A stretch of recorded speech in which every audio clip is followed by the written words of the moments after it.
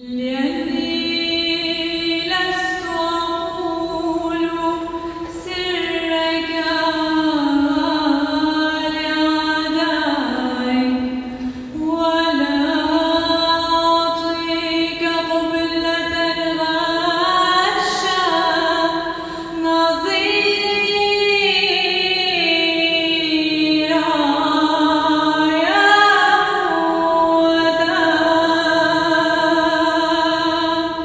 avons pris l'habitude à Clermont de célébrer la messe maronite à chaque occasion de semaine de prière pour l'unité des chrétiens. Bienheureux es-tu, ô notre Père Maroun, puisque les paroles de l'Évangile sont tombées en ton âme comme tombe le grain de blé dans la bonne terre.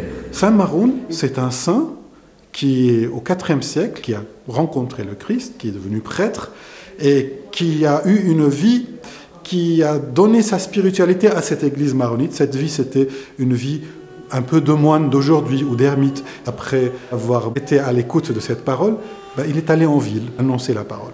L'église maronite a commencé de cette manière, et on dit que c'est une église d'origine monastique. C'est-à-dire qu'à la base, c'était surtout des moines qui vivaient en communauté. Aujourd'hui, ce n'est plus le cas. Il y a beaucoup de moines, bien sûr, mais il y a aussi des laïcs, et c'est organisé un peu comme l'église catholique romaine d'aujourd'hui. C'est l'église maronite, qui a la majorité des chrétiens au Liban aujourd'hui, au niveau du nombre.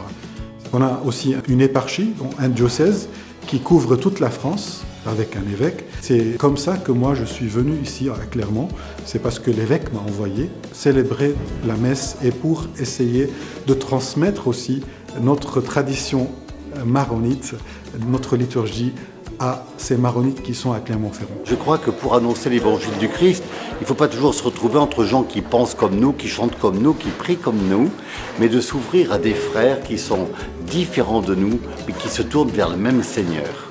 Il n'y a pas de barrière, c'est une question de langage, de langue, oui, d'accord, mais c'est la même foi, et ça c'est le plus important. C'est le même Dieu, c'est le même Seigneur, et nous sommes tous frères et sœurs.